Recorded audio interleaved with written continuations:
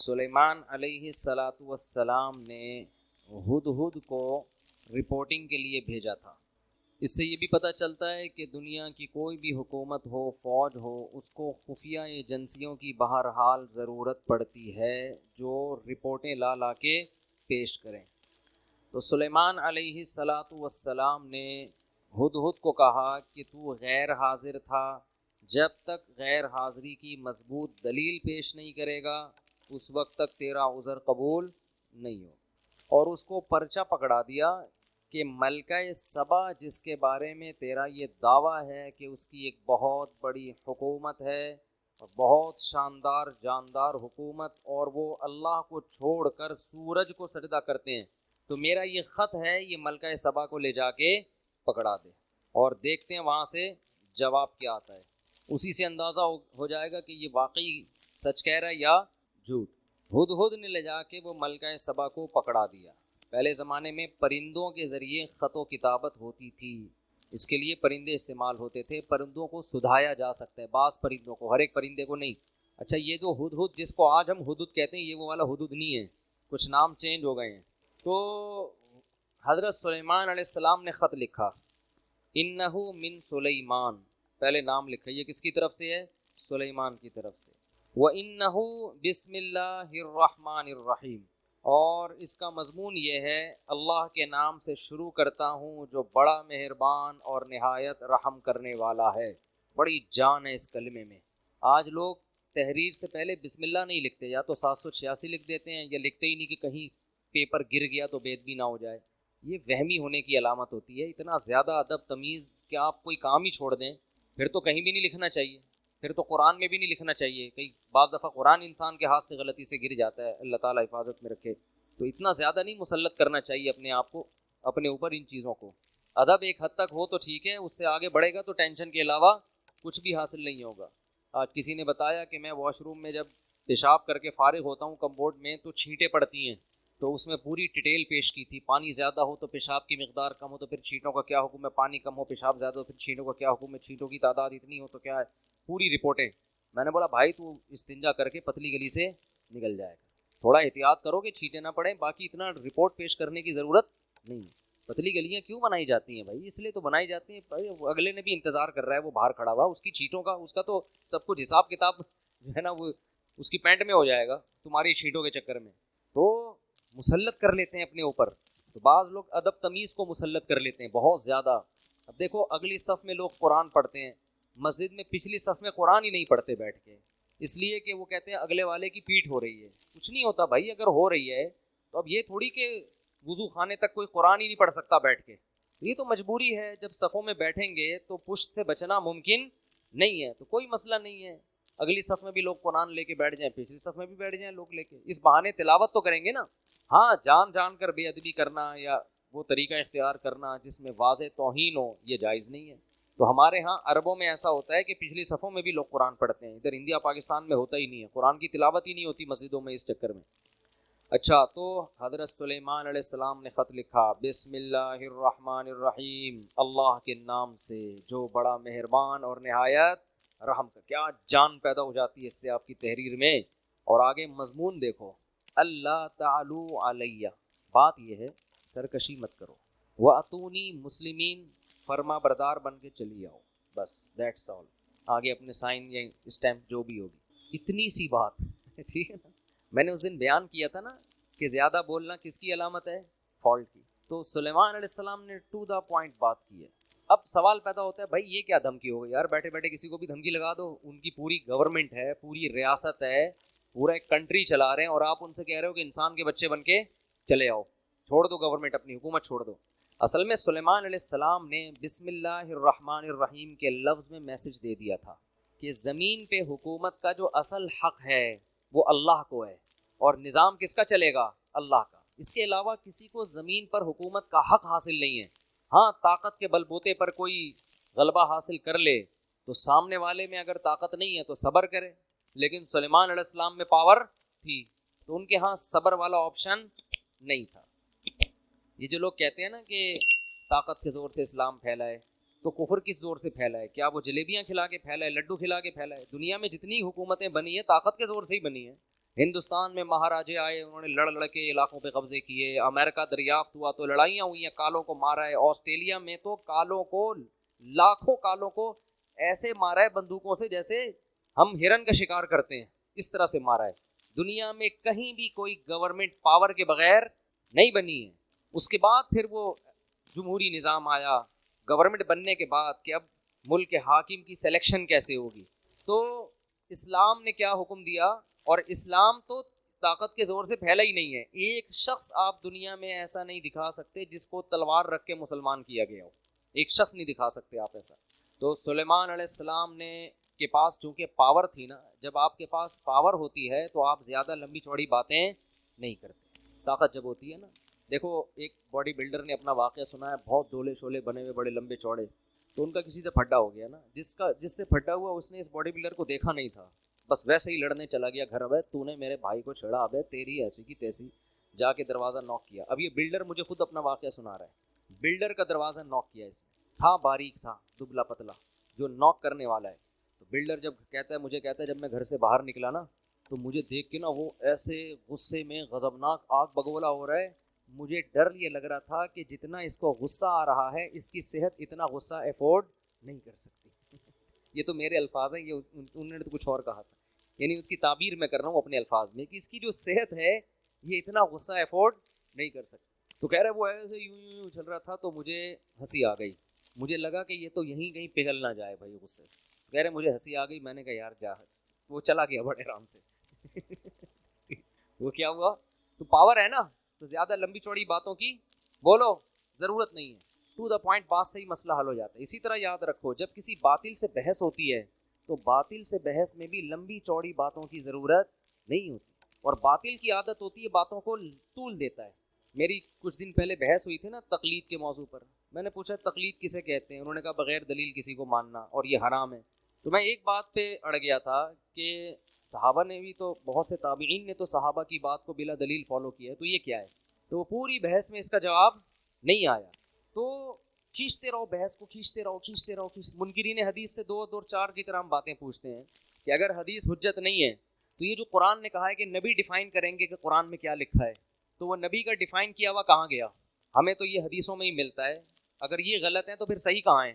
قیامت تک منکرین حدیث بغلے جھانکتا رہے گا، اس کا جواب نہیں دے گا، بات کو گھمائے گا وہ۔ تو باطل ہمیشہ بات کو کیا کرتا ہے؟ دائیں بائیں گھماتا ہے۔ قادیانی سے آپ پوچھ لیں کہ فرض کر لو نبی صلی اللہ علیہ وسلم آخری نبی نہیں ہے، نقل کفر نباشت، فرض کر لو، تو اس سے یہ کہاں ثابت ہوتا ہے کہ مرزا نبی ہے؟ حضرت عیسیٰ آخری نبی نہیں تھے، تو کیا ان کے بعد جو بھی نبوت کا دعویٰ کرے وہ نبی ہوگا؟ ایسا تھوڑی ہے۔ آپ کے ذمے یہ نہیں ہے کہ ختم نبوت کا مسئلہ، آپ کے ذمے مرزا کو نبی ثابت کرنا ہے۔ تو آؤ اس پہ بات کرتے ہیں کہ مرزا شریف آدمی بھی تھا یا نہیں تھا، آپ شرافت ثابت کر دو، نبی ہم خود ہی مان لیں گے۔ قادیانی الٹا لٹک جائے گا مگر اس بحث پہ آمادہ نہیں ہوگا، کیونکہ اس کی کتابوں سے پتہ چلتا ہے کہ وہ شریف انسان نہیں تھا، اسی کی کتابوں سے۔ سمجھتے نہیں ہو میرا خیال ہے بات کو، پھر بھی نکل پڑتے ہو رات کو۔ تو بحثوں کو الجھانے کی کوشش کی جاتی ہے۔ تو اللہ تعالیٰ نے، وہ کیا تھا مسئلہ یار، تو سلیمان علیہ السلام چونکہ پاورفل تھے نا، تو یہ نہیں کہ پورا لمبا 6 صفحوں کا لیٹر لکھ رہے ہیں، ایکچولی بات اصل میں یہ ہے کہ دیکھیے میں اللہ کا سچی مچی کا نبی ہوں، اور یہ ہے کہ وہ لمبی، بھائی حاکم سے بات ہو رہی ہے، حاکم کی آنکھوں میں آنکھیں ڈال کے بات کرو گے تو بات سمجھ میں آئے گی، حاکم جیسے ہو تو بات کرو، ورنہ بات کرنے کی ضرورت نہیں، ورنہ عام آدمی کو کیا ضرورت ہے حکمرانوں سے خام خامے پنگا لینے کی۔ معذرت کے ساتھ ایسے الفاظ میں استعمال کروں، کوئی دوسرا لفظ پنگے کے متبادل ہو تو مجھے بتائیں، اگلے بیان میں وہ یوز کروں گا پھر میں۔ حاکم سے الجھنے کی بلا وجہ کیا ضرورت ہے، ورنہ اپنی اوقات میں رہو نا۔ تو سلیمان علیہ السلام کے پاس ایک پاورفل حکومت تھی، تو سلیمان علیہ السلام کا انداز کیا تھا؟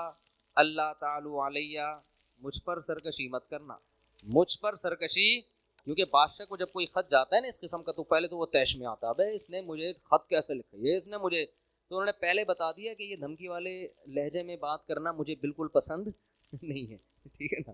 جب مسلمانوں کی خلافتیں تھیں نا تو مسلمانوں کا اسٹائل بھی یہی ہوا کرتا تھا، یہی اسٹائل ہوا کرتا تھا۔ تو اس لیے قرآن کہہ رہا ہے اپنے آپ کو مضبوط کرو، مضبوط طاقتور بناؤ، اسٹائل چینج کرو، لیکن طاقتور بنائے بغیر اگر اسٹائل چینج کر دیا نا تو لینے کے دینے پڑ جائیں گے، وہی حال ہو جائے گا جو باڈی بلڈر کے گیٹ پر آیا تھا اور کانپتا ہوا واپس چلا گیا۔ اللہ تعالی علیہ، سرکشی مت کرو، واتونی مسلمین، اور فرما بردار بن کے چلی آؤ۔ اس میں انہوں نے اسلام کی دعوت دے دی، کیونکہ اللہ کا لفظ استعمال کیا، الرحمن الرحیم، بڑا مہربان اور نہایت رحم کرنے والا، اس میں بتا دیا۔ ملکہ سبا بڑی ذہین، میں کہہ رہا تھا نا اللہ نے عورتوں کو مردوں سے کم عقل دی ہے، مگر کچھ عورتیں مردوں سے زیادہ ذہین۔ ایک طرف ہم ملکہ سبا کو لیتے ہیں، ایک طرف فرعون کو لیتے ہیں۔ ملکہ سبا نے ایک خط پڑھا ہے، اس کی کھوپڑی میں بات آ گئی، اور فرعون کم بخت موسیٰ علیہ السلام نے خط نہیں بھیجا، موسیٰ علیہ السلام چل کے اس کے محل میں گئے ہیں۔ قرآن کہہ رہا ہے قولا لہو قولا لینا، اے موسیٰ ان سے نرم بات کرنا، سختی سے بات مت کرنا، دھمکی آمیز لہجہ نہیں ہونا چاہیے، سختی نہیں، نرم بات، شاید اس کو نصیحت ہو جائے۔ ادھر سلیمان علیہ السلام کا انداز دھمکی آمیز تھا، ٹھیک ہے نا، نرم لہجہ نہیں تھا، دھمکی آمیز، سرکشی مت کرو، انسان بن کے ہے بھائی، مسلم کا معنی فرما بردار، جس کو اردو میں انسان کا بچہ بولتے ہیں، یہ کہتے ہیں نا بندہ، پنجابی میں کہتے ہیں بندے دا پتر، اردو میں کیا کہتے ہیں، انسان کا بچہ، انسان کا بچہ بن کے آ، انسان بن، بندہ بن، بندہ کہتے ہیں نا لاہور میں۔ تو موسیٰ علیہ السلام کا جو انداز بھی نرم، اور اکیلے نہیں گئے بلکہ ہارون علیہ السلام بھی آپ کے ساتھ، دو بندوں کا اثر زیادہ ہوتا ہے۔ ادھر سلیمان علیہ السلام خود تو گئے نہیں، خط بھی کسی سفیر کے ذریعے نہیں، پرندہ جھولی میں ڈال کے آ گیا بس بات پہنچائیے، وہ بھی دھمکی آمیز لہجے میں۔ کتنا فرق ہے دونوں کی مینٹل اپروچ میں۔ فرعون کو پھر معجزے دکھائے، جادوگروں سے مقابلہ کروایا، موسیٰ کلیم اللہ کو بچپن سے جانتا تھا کہ یہ جھوٹے نہیں ہیں، یہ شریف انسان ہے، کتنا کچھ کرنے کے بعد بھی ہزاروں معجزے دکھا دیے، کم بہت پھر بھی سمندر میں راستہ بنتے ہوئے دیکھ لیا کہ بنی اسرائیل اس راستے سے گزر رہے ہیں، یہ معجزہ ہے، یہ تو اللہ ان کی مدد کر رہا ہے، اور پھر بھی اس کی آنکھوں پہ پٹی کہ خود بھی اسی راستے میں گھس رہا ہے۔ اسے یہ نہیں پتا کہ بھائی یہ تیرے سامنے ان کے لیے بنا ہے، تیرے لیے تھوڑی بنائی ہے۔ کیا اللہ نے ذہانت دی ملکہ سبا کو، تو ملکہ سبا کی ذہانت دیکھیں، نہ تو فوراً تسلیم ہو گئی، کیونکہ بعض دفعہ خط بھیجنے والا نقل کفر، کفر نباشت، دو نمبر بھی تو ہو سکتا ہے نا بھائی۔ بسوں میں لوگ چڑھتے ہیں نا، پہلے تبلیغ کی بات کرتے ہیں، نماز پڑھیں، زکوٰۃ دیں، پھر اپنا چورن کا ڈبی نکال کے بیچنا شروع کر دیتے ہیں۔ تو پہلے آدمی سمجھتا ہے ان سے زیادہ نیک دنیا میں کوئی نہیں ہے، پھر پتہ چلتا ہے اصل میں تو یہ چورن بیچنے کا ایک طریقہ تھا۔ تو دو نمبر لوگ بھی تو ہوتے ہیں نا۔ تو ملکہ سبا کو یہ خطرہ تھا کہ کہیں ایسا نہ ہو کہ یہ جو بادشاہ جس نے مجھے اللہ کا نام لے کے مجھے دعوت دی ہے، ایسا نہ ہو کہ لیبل اللہ کا لگ رہا ہو، الرحمن الرحیم کا لگ رہا ہو، لیبل دین اور اسلام کا لگ رہا ہے، اور مقصد حکومت کرنا ہو، مقصد لالچ ہو، یہ اور زیادہ ذہین ہونے کی علامت ہے۔ اگر فوراً رسپانس کرتی ہے اچھا میں آ رہی ہوں، خود اس سے کہتی تم چلو میں پیچھے پیچھے آ رہی ہوں، بس تسلیم، یہ بھی بیوقوف ہونے کی علامت۔ بھائی پہلے تحقیق تو کرو یہ بندہ ٹھیک بھی ہے کہ نہیں ہے۔ اب ملکہ سبا میں ایک اور ذہانت، ملکہ سبا کی جگہ ہماری کوئی ملکہ ہوتی تو کیا کہتی، استخارہ نکالیں گے ہم بیٹھ کے، کیا کریں گے ہم، استخارہ نکالیں گے۔ آج بھی ایک صاحب آئے مجھ سے استخارہ نکلوانے کے لیے، تو استخارہ نکالیں گے، یوں آ گیا تو جائیں گے، یوں نہیں آیا تو نہیں جائیں گے۔ ملکہ سبا جانتی تھی بھائی کھوپڑی میں جو اللہ لوگوں کے دماغوں میں ڈالتا ہے وہ استخاروں میں نہیں نکلتا، استخارہ تو ایک دعا ہے۔ ملکہ سبا نے سارے اپنے مسٹنڈوں کو جمع، مسٹنڈے تو نہیں کہنا چاہیے، جو بھی درباری تھے نا وہ تھے تو مسٹنڈے ہی، سارے بڑے بڑے جو فوج کے آفیسرز تھے، اس کے لیفٹیننٹ کرنل، جرنل، سارے جو بھی اس زمانے میں بہت مضبوط پاورفل گورنمنٹ تھی۔ قرآن کہتا ہے وَأُوتِيَتْ مِن كُلِّ شَيْءٍ، ہر چیز اللہ نے اس کو دی تھی، چھوٹی موٹی حکومت نہیں تھی، بہت پاورفل تھی۔ تو اس نے اپنے سارے جرنیلوں کو جمع کیا، آرمی کا اجلاس طلب کیا، آ جاؤ، اور کہنے لگی یا ایھا الملا، اے میرے، ملا کہتے ہیں جو اپر لیول کے لوگ ہوتے ہیں نا، جو گورنمنٹ میں بہت اونچی اونچی پوسٹوں پر ہوتے ہیں، ان سے ان کو بٹھا کے کہنے لگی انی القی الی کتاب کریم، میرے پاس ایک لیٹر آیا ہے خاندانی۔ مضمون سے اندازہ لگا لیا کہ بھیجنے والا بھی کیا ہے، چھوٹا موٹا آدمی۔ اگر چھوٹا موٹا ہوتا نا تو 6 صفحوں کا خط لکھا ہوتا اس میں، ایکچولی زیادہ ہوتا اس میں، زیادہ ہوتا ٹھیک ہے نا، اور پھر پھول بنائے ہوئے ہوتے، 2 گلاب کے پھول بھی خط کے اندر ڈالے ہوئے ہوتے۔ تو کیسی اس نے ذہین کتنی تھی، اندازہ لگاؤ۔ انی القی الی کتاب کریم، کریم کہتے ہیں عزت دار، میرے پاس ایک خط آیا ہے، خط سے لگ رہا ہے کہ یہ معمولی خط نہیں ہے، مختصر، ٹو دا پوائنٹ، اور دھمکی بھی اور دعوت بھی۔ یہ خط تو اس قابل نہیں ہے کہ اس کو پھاڑ کے پھینک دیا جائے، اس پہ ایک اجلاس ہونا چاہیے، اس پہ ایک اجلاس ہونا چاہیے۔ اور اس پھر کہنے لگی خط یہ ہے، بڑا وہ ترجمہ ہوتے ہوگا اس زمانے میں، ٹرانسلیشن کا انتظام ہوتا ہوگا اگر زبان الگ الگ ہے، تو قرآن تو واقعے کو شارٹ کر کے سناتا ہے نا۔ اور کہنے لگی انی القی الی کتاب کریم انہ من سلیمان و انہ بسم اللہ الرحمن الرحیم اللہ تعالی علی واتونی مسلمین. پورا خط پڑھ کے سنایا اور کہنے لگی یا ایھا الملأ افتونی فی امری، اے میرے ساتھ اٹھنے بیٹھنے والے لوگوں مجھے میرے معاملے میں مشورہ دو. یہ بھی ملکہ سبا کے خاندانی ہونے کی دلیل. مشورے سے فائدہ کیا ہوگا کہ اس کے تمام پہلو سامنے آ جائیں گے. پازیٹیو بھی جو بھی ہم نے کرنا ہے ان میں ہر چیز کو ہم مشورے میں ڈسکس کریں گے اور اس کے ہر پہلو پہ غور کریں گے، پازیٹیو بھی اور نیگیٹو بھی. تو اس کے بعد ایک رائے قائم کرنا ہمارے لیے آسان. یہ اس کی دوسری دلیل ہے ملکہ سبا کے خاندانی ہونے کی. پھر کہنے لگی ما کنت قاطعۃ امرا حتی تشہدون، جب تک تمہاری رائے سامنے نہ آ جائے اس وقت تک میں کوئی یقینی فیصلہ نہیں کروں گی. یہ تیسری دلیل ہے کیا ہونے کی. قاطعۃ امرا کا مطلب میں اپنی رائے تو پیش کروں گی لیکن فیصلہ میں اس وقت کروں گی جب تمہاری رائے بھی سامنے آ جائے. تو ابھی جو میں رائے پیش کروں گی وہ میرا فیصلہ نہیں ہے، وہ رائے ہے. اور تمہاری رائے آنے کے بعد جو میں رائے دوں گی وہ رائے نہیں ہوگی بلکہ وہ آرڈر ہوگا. یہ اسٹائل مارکیٹ میں ملے گا آج کل آپ کو کہیں ہے بھائی. یہ ہمیں بھی اسٹائل سکھایا جا رہا ہے ٹھیک ہے نا، کہ ہم بھی اپنے فیصلے بولتے کیوں نہیں کریں. ہم سے قیامت تک کوئی فیصلہ ہوتا ہی نہیں ہے. آج قوت فیصلہ ڈیسیجن پاور جسے کہتے ہیں نا وہ مارکیٹ سے کیا ہو گئی ہے شارٹ. سارے زندگی سوچتے رہتے ہیں کرنا ہے کہ نہیں کرنا ہے، کرنا ہے کہ نہیں کرنا ہے، کرنا ہے کہ نہیں. کوئی طریقہ ہی نہیں ہے نتیجے تک پہنچنے کا. قالوا نحن اولو قوت، وہ پاورفل لوگ تھے، سمجھدار لوگ تھے. انہوں نے بات کیا کی، انہوں نے کہا دیکھو بھائی نحن اولو قوت، ہم پاورفل لوگ ہیں، طاقتور لوگ ہیں، کمزور نہیں ہیں. کیا مطلب؟ اگر تو لڑائی کا آرڈر دے گی تو بزدلی نہیں دکھائیں. یہ کسی ملک کی آرمی کے خاندانی ہونے کی دلیل ہے کہ جب گورنمنٹ مشورہ لے رہی ہو فوج سے کیا خیال ہے بھائی اس کنٹری پہ حملہ کرنے کا، تو فوج یہ نہیں کہ ابھی دیکھیں ایکچولی ابھی تو اتنے سارے مسائل چل رہے ہیں، کیا ابھی پھڈا ختم نہیں ہوا دوسرا پھڈا شروع کر دیا آپ نے ہیں؟ یہ کوئی بات ہے لڑائی پھڈے. اور خط بھی تو دیکھو نا، خود ہی کہہ رہی ہو خاندانی خط ہے، اوپر سے اس بندے سے لڑواؤ گی ہم کو. معیشت دیکھو کہاں جا رہی ہے، ڈالر دیکھو کہاں جا رہا ہے، وہ بھی لڑائی کی بات. یہ فوج پہ یہ باتیں سوٹ بولو نہیں کرتی. فوج پہ یہ بات سوٹ کرتی بھائی لڑائی کے لیے ہر وقت تیار، آرڈر کرو، بس آرڈر آپ کا ہوگا. یہ بھی فوج کے کیا خاندانی ہونے کی دلیل. لیکن انہوں نے ایک فالٹ تھا اس میں. فالٹ یہ تھا کیونکہ وہ ملکہ سبا کی طرح ذہین نہیں تھے. فالٹ یہ تھا کہ آپ رائے وہ دیں جو آپ کی اپنی خدمات تو پیش کریں آپ، لیکن آپ سے مشورہ یہ نہیں لیا جا رہا کہ آپ لڑنے کے لیے تیار ہیں یا نہیں. مشورہ آپ سے یہ لیا جا رہا ہے کہ لڑنا مناسب ہے یا نہیں، کیا کریں. اس بارے میں انہوں نے کوئی مشورہ نہیں دیا. تو اس کا مطلب خاندانی تھے مگر اتنے نہیں جتنی ملکہ سبا خاندانی تھی. ظاہر ہے یہ اس سے زیادہ خاندانی ہوتے پھر یہ اس کے باپ بن کے بیٹھے ہوئے ہوتے نا وہاں پہ ٹھیک ہے نا، اس کی تھوڑی سلیکشن ہوتی. تو والامر الیک، کہنے لگے ہم طاقتور لوگ ہیں، کمزور نہیں ہیں، لڑنے کے لیے ہر وقت تیار ہیں. والامر الیک، لیکن فیصلہ تو نے کرنا ہے. ملک کی حاکم کون ہے؟ تو ہے. فانظری ماذا تأمرین، تو بتا تیرا کیا حکم ہے. ملکہ سبا بہت ذہین تھی.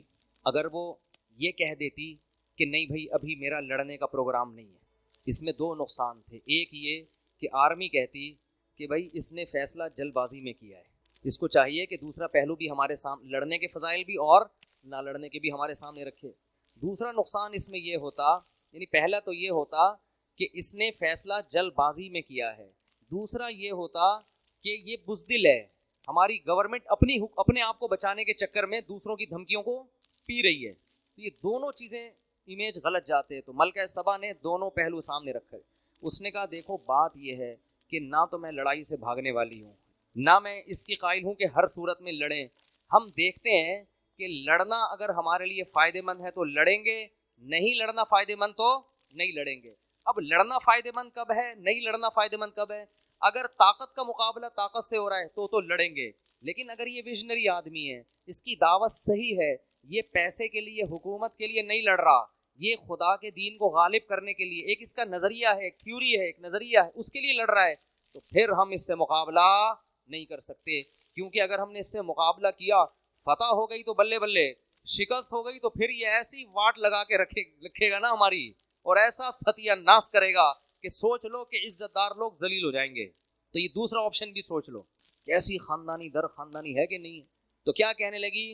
ان الملوک اذا دخلوا قرية افسدوها، دیکھو تم نے تو بات کر دی ہم لڑنے کے لیے تیار ہیں، لیکن بادشاہ لوگ جب لڑتے ہیں تو شکست میں کے ساتھ فتح کا خطرہ بھی ہوتا ہے، اور اگر ان کو فتح ہو گئی افسدوہا، ملک کا بیڑا غرق کر دیں گے، وجعلوا